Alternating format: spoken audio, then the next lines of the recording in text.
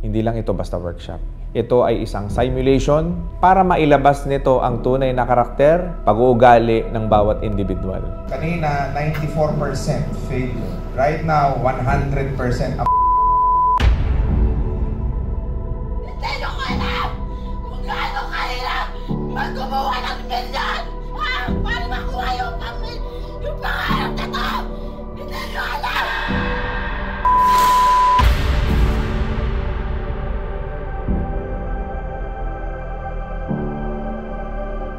Malay mo, ito na yung maging sagot sa lahat ng mga paghihirap or mga failure na inabot ko sa buhay. Galing-galing ko! Galing-galing ko! Galing-galing ko! Galing-galing! Ang galing-galing! Huwag na tayo maglaro. Seryoso na kasi paulit-ulit na tayo nag-fail. Gusto nyo nilang mag-vlog tayo habang buhay. Buyag lang ako sa inyo. Binigay ko na ang best sa inyo, kakatulong. Wala nangyayari. Parang wala kayo natutunan. Alam nyo, kayo lang napapagod? Araw-araw ganyan yung dinidil namin sa inyo. Sino yung umiiyak? Halika rito. Sige, bakit gusto mo maging successful? Parinig mo sa mga kasama mo rito.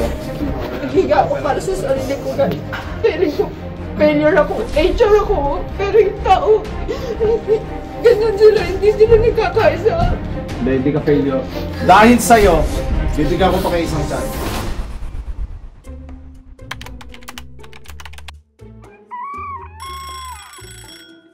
Ayan na, aalis na ako at magpapaalam na ako dyan sa maliit na yan. Bye!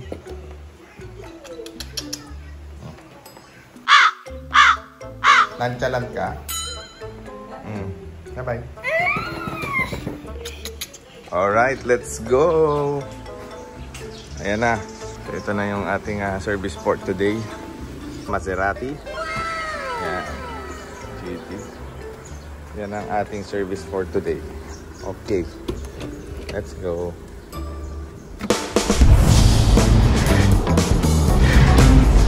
Alright, so nandito na nga tayo sa ating events place. So ngayon gaganapin natin ang team building ng RDR Business Solutions. Ngayon, papasok na tayo ngayon dito. Ayan.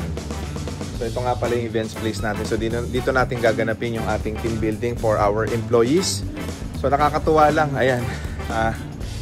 Mamaya punong-puno na ng tao yan. Actually 100 na mahigit yung empleyado natin. And sobrang fulfilled ako ngayon kasi ako naman ang magsaserve sa kanila. Kasi for the longest time, sila lagi nagtitimpla ng kape, nagbibigay ng tubig, nagsaserve sa akin, nagsusupport sa akin. But this time, ako naman ang babawi sa kanila. And of course, may mga makakasama tayong mga facilitators dito. Dati ko nang kasama to, ito si Geneva. Ayan. So I'm so happy na magkakasama kami ulit at nandun natin bossing si Boss Ryan. Ayan. So sobrang happy ko dahil itong mga to, mga kaibigan ko ng matagal. Kami talaga yung mga magkakasama for the longest time. This is the first time na nagkaroon kami ulit ng collaboration.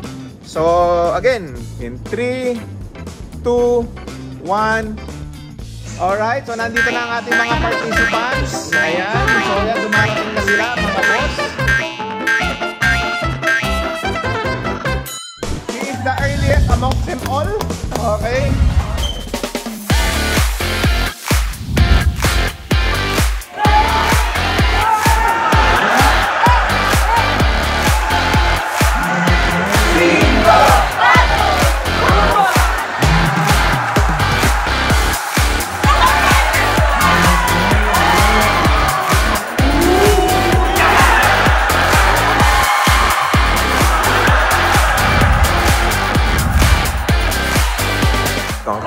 Ito yung blindfold activity natin.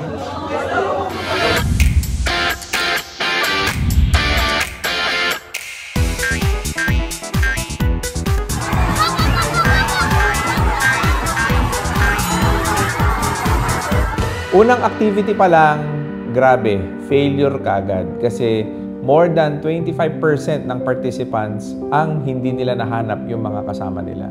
Para maintindihan niyo yung context, nagpagawa kami ng iba't ibang tunog sa iba't ibang grupo. Habang naka-blindfold, hahanapin nila at bubuin nila yung grupo nila. Unfortunately, more than 25% hindi nila nahanap yung grupo nila. Anong ibig sabihin nito? Kapag wala kang focus sa buhay, hindi mo talaga mahahanap yung direksyon na gusto mong hanapin. So napakagandang activity nito para mailabas ang focus ng isang tao.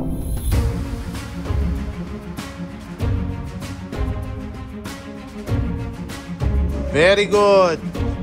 Very good. Good job. Good job. Very good. Iba talaga, oh. Alam mo kung sino may GLLA talaga eh. Good job. Good job. Good job. Very good. Galing ko, galing ko, galing ko. Galing-galing. Ang galing-galing. Ang galing ko talaga, susunod ako sa instruction.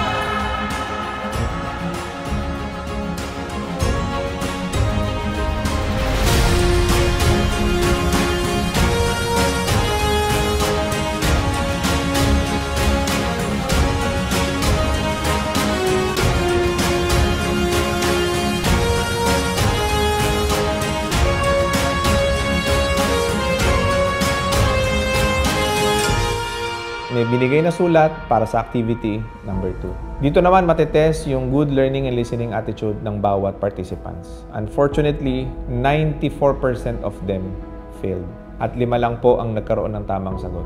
Kasi hindi nila inintindi yung instruction doon sa papel na nakasulat. Ang matututunan natin dito is mag-isip bago kumilos. Hindi yung kilos ka lang ng kilos, basta-basta binabara-bara mo, kaya wala ka nakukuhang resulta. Mag-isip ka muna, intindihin ang instruction, mag-focus. Simple na sagot dyan eh. Handa na kayo? Yes! Pag lumamang kayo, libre niyo ako ha? Sige po. Binibigay ko na yung mga sikreto ko sa inyo. Hindi mo na ihahakbangin mo ng 2-3 hakbang. Iniisip na niya doon sa 10th step na siya. Parang ano yan eh. Nakarelate ako, may kaibigan ako. Hindi makapunta yun ng pangarap ng negosyo. Kasi ang iniisip niya kagad, paano kung 10 na empleyado ko, titika siguro ng ulo ng iba, nakakatawa nga eh. So ito ang sagot niya, right, it's not really imposter syndrome. Kasi feeling mo hindi ka magaling dahil hindi mo nakukuha yung goal. Ito na ho yung pagbabago ng buhay na ipinangako ko sa inyo para makinig kayo. Okay lang? Hindi yan senyales na hindi ka magaling. Senyales yan na gumagaling ka. As you keep trying and trying and trying, you get better each time. And yung betterment na yun, actually, that is really one that you have to celebrate. Dito sa coaching session, tinuruan ng mga mentors kagaya ni Mix Jose at ni Coach Butch Tan ang mga employees natin kung ano yung opinion nila tungkol sa nangyayari sa buhay ng bawat individual. Dito natutunan natin na may sagot naman pala. It's just that minsan obvious na yung sagot sa buhay pero naghahanap pa tayo ng validation sa ibang tao. Alam naman natin yung sagot pero hindi pa natin ginagawa yung tama. So nandito na tayo sa pinaka-highlight ng ating leadership workshops. Bakit nandito yung mga dream board nila? Ito yung representation ng kanilang mga deepest why para matapos yung workshop natin na tinatawag na Bridge to Success. So sa lahat ng mga viewers namin na ginagawa namin, kailangan din natin i-nurture ang kanilang mental and emotional being, maging better sila sa workplace nila at sa opportunity yung kinalalagyan. Abangan ninyo to mga boss, malupit ko.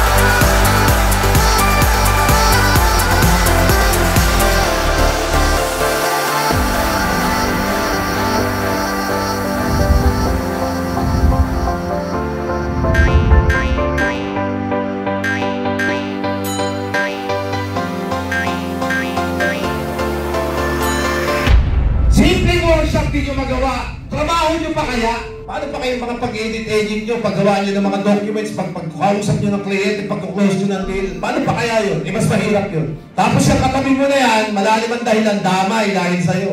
Yung mga katulad niya na gustong maging successful, damay sa katanahan mo. Pero para sa kanino ba to? Para sa inyo to. Para sa mga magulang nito, para sa kapatid mo to. Huwag na tayong maglaro, di ba? Seryoso na, kasi paulit-ulit na tayo nag-fail. Huwag tayo maging selfish. Huwag na natin antayin na may mapunit pa sa mga goal na yan. Paranta mo, sa mga tatamad-tamad, mga bagal-bagal mong kasama, isigaw mo, I want success, galing sa puso mo 3 beses. I want success! Paranta mo! I want success! Todo! I want success! Todo mo! I want success! Most of you, naranasan niya yung at this early age, ayokong tumanda. Na ganun pa rin yung lifestyle ko, ganun pa rin yung buhay ko. Wala naman akong aasahang iba eh, kundi sarili ko. Hindi nyo ko alam! Gaano kahirap magkumuha ng milyon! Para makuha yung pangarap na to! Hindi nyo alam! Gumising ako ng alas 6 para alas 7 impunto nandito ako. Akala mo ba hindi makikita yung pagkakamali mo? Pati ba naman dito tatalin mo yan? Pagod na pagod ako! May narinig ba kayo? Araw-araw iniisip ko paano kayo pasusweldohin yung pangangailangan ninyo! Lahat yan! Dala-dala namin!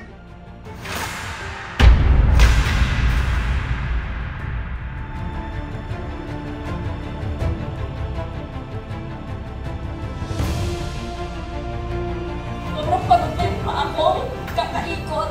Pangarap nyo yan, no? Payag pa kayo? Na pinupunit lang yung mga pangarap nyo? Masakit yun, di ba? Pinaghirapan nyo yan eh. Inifortan nyo yan. Bulin nyo! Pigilan nyo, ibalik nyo dito. Kung bakit natin kailangan ituloy ito, hindi lang naman para sa kanila. Imagine nyo. Sabi naman Wendy, wala na RTR business solutions para sa inyo bukas. Pagod na kami, oh. Diba? Araw-araw ganyan yung dinidil namin sa inyo. Kala nyo kayo lang napapagod? Hindi. Mas pagod yung mga leaders nyo. Brad, sandali. Sino yung umiiyak? Halika rito. Sige, bakit gusto mo maging successful? Parinig mo sa mga kasama mo rito. Higa ako para sa sarili ko. Pero ko failure ako, HR ako, pero yung tao, ganyan sila, hindi sila nagkakaisa. Hindi ka failure. Hindi ka rito, huwag ka na magsalita. Dahil sa'yo, bibigyan ko pa kayo isang tiyan. Kaya ba? Kaya! Kamu pati siya, sinisisi na dyan sarili niya. Sige, balik tayo.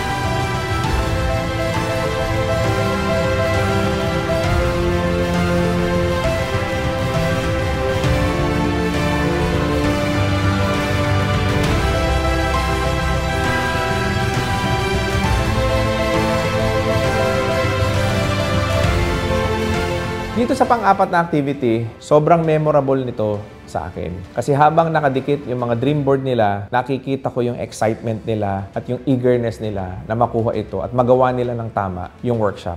Simple lang ang mga rules. Huwag tatapak sa linya, pumalakpak all the time, and at the same time, may tamang entrance at exit. Yun na lang ang gagawin, pero hindi pa nakapag-comply ang marami. Kaya laging paulit-ulit. At hanggang sa inabot na nga kami ng alauna na madaling araw.